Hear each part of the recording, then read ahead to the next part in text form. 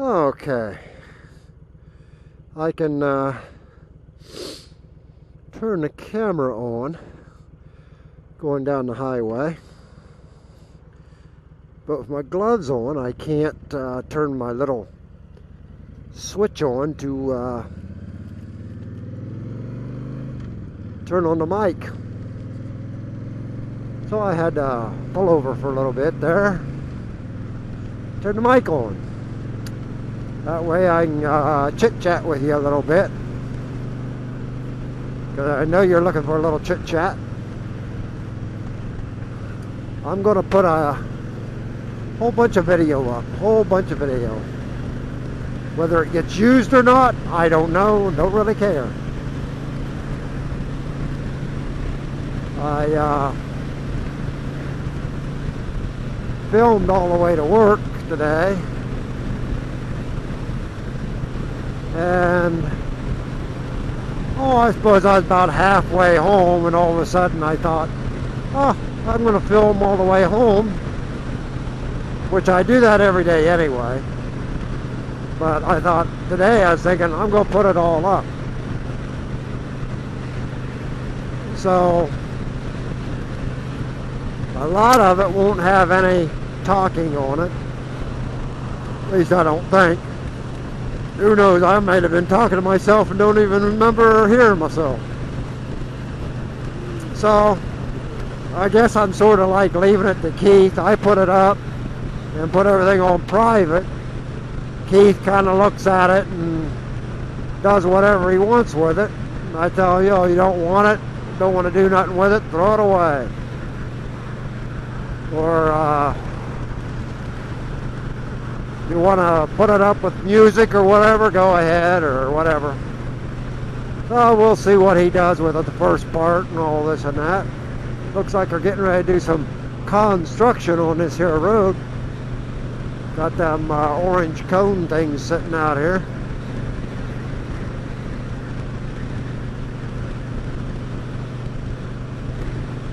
Yeah, in the mornings it's just a little bit nippy when you're used to that 80 and 90 degree weather. And then all of a sudden you come out here to 51 and 49. That's I mean, if you don't get on a bike, that's nice. If you get on a bike, get down a highway at 65, 70 mile an hour, I swear that feels like winter's coming. That's just a wee bit cold. Oh, well. Can't complain about that. I was going to complain about that. How in the world would I ride my bike in the winter?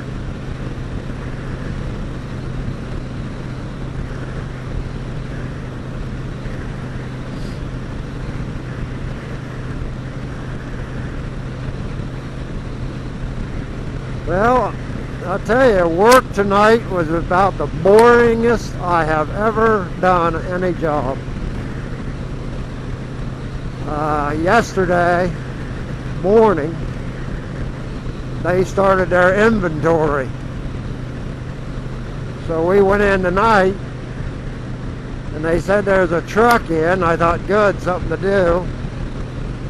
And they said, but it's not unloaded. We're not going to unload it till tomorrow.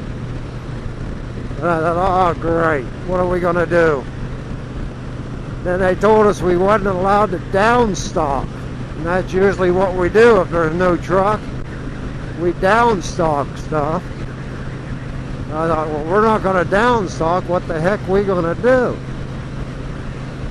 So they said, just go around and move everything out to the edge of the shelf nice and easy, even. Make everything look pretty. And that's all we had to do. Well, you got to realize there's probably a total of, let's see, the number goes up to 50. So we probably got a total of 50 to 60 shelves in there. And you got 10 people Well, it don't take long to go through all the shelves, straighten everything up and done.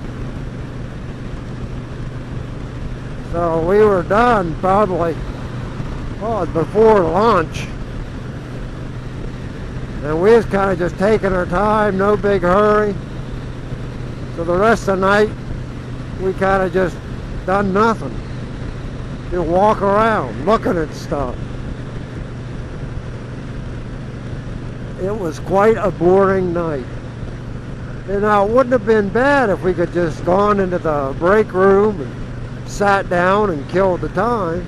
I wouldn't mind that.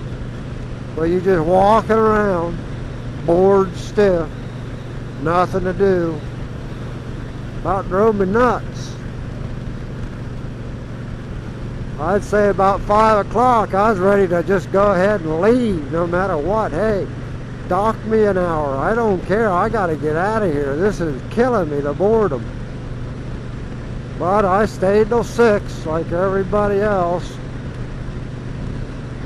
Now we have a couple people there that they probably weren't bored during that time, because I don't think they do that much during the day anyway.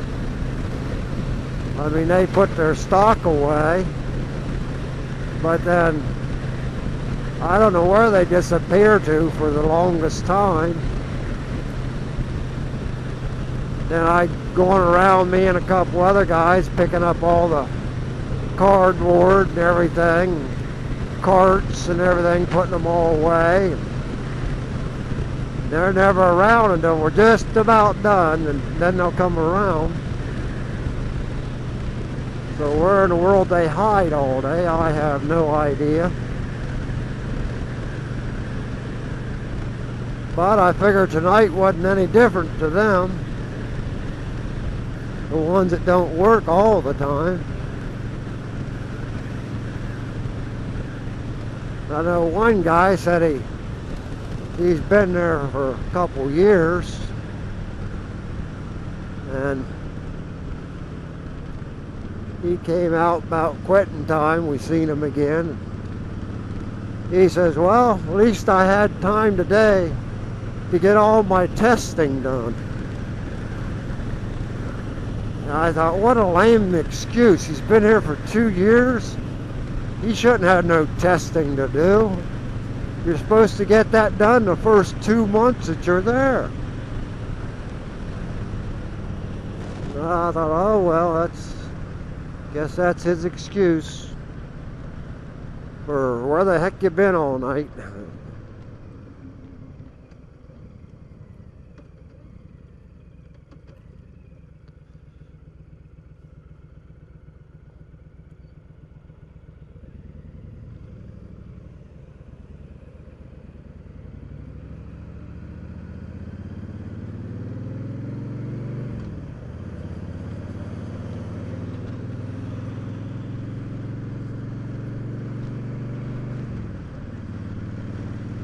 Yeah, guys can stay over here. I'm going to. But I gotta get off up here, and I hate trying to swing over fighting traffic here.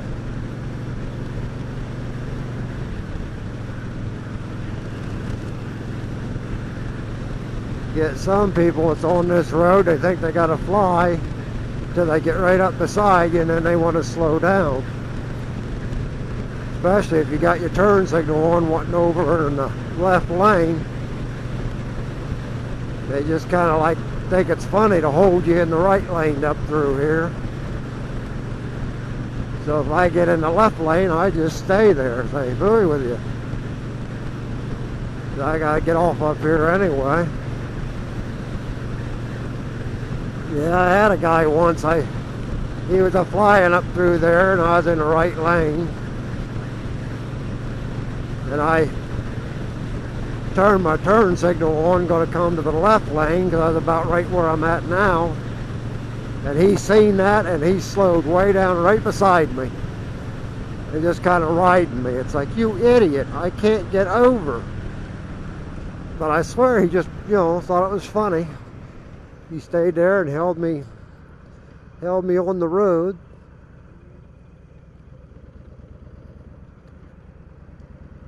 But if you know that road, you go about, what, an eighth of a mile past there, and you can turn off the 36 into Newcomerstown onto the right. So, you know, he thought I was funny and held me on, but I just got off there and actually wasn't any that much further behind, or, you know. So actually when a guy does that there to me, the joke's on him. But you'll have people like that, you know. They see things and say, hey, this will be funny, watch, I won't let him off.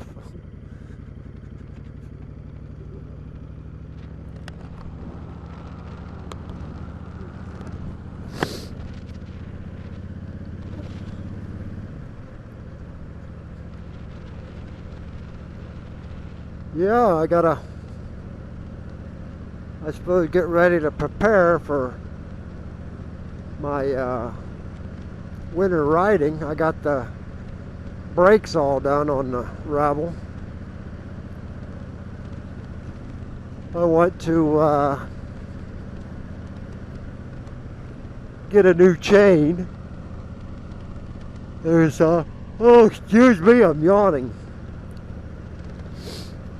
There's nothing wrong with the chain that's on it, but I'm thinking last year the chain broke and I put that new one on it. Or it wasn't last year, I wasn't in the Polar last year, was I? The year before. But the chain broke. Put your lights on, idiot. And I put another chain on it, finished the year on the Polar Bear and stuff. But later on, when I was getting ready to service the bike after running it in all the salt and everything, I like to keep a good coating of grease all over the chain. A lot of people say, oh, you don't put grease on a chain, you put that special chain oil on it. Well, you take that little chain oil and run it right up your butt because it does not stay on the chain. You take a good axle grease and put on that chain and it stays right there, and that chain's going to last you 10 times longer than using that stupid lubricant they tell you to put on it. But I put grease on it. When I was greasing it, I happened to notice the master link had come loose. You know, it just slipped off one thing, still holding on to the other. I thought, oh crap.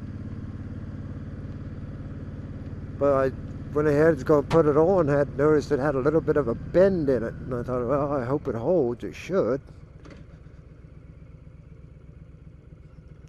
But I just like to have well, I could buy a new master link, I'd be happy, but I think I'll just go ahead and get a new chain, and that way when I'm riding this winter, chain comes off and I lose it, I'll just, no big deal, just pull over, throw a new one on and go. But then I suppose it'd make more sense just to go ahead and buy a chain and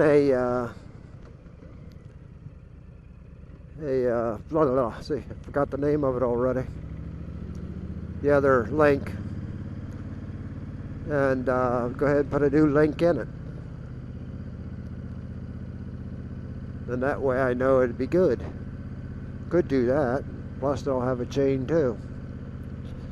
Which that Rebel, say, had it probably 4 years before I wore out the first chain.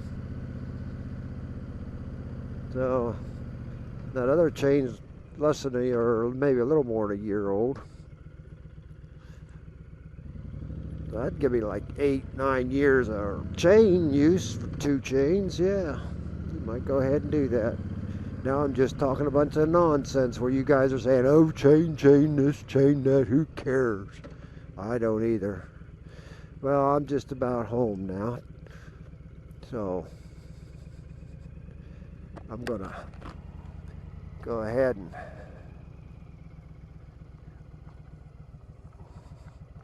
Go ahead and get her in the garage here and park her.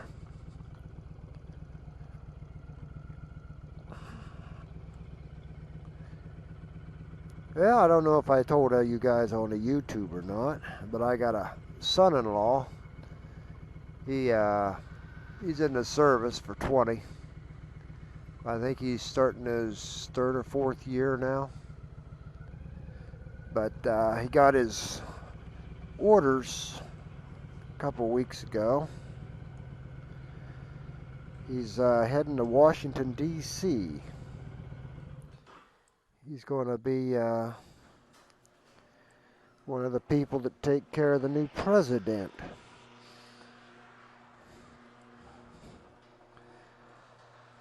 So, makes the wife happy. Right now he's in Fort Bragg, North Carolina. And the wife be a lot happier if he goes to Washington, because that'll put the daughter a whole lot closer. It'd be about, what, 4-hour drive instead of a 10 or 12. So that makes the wife happy.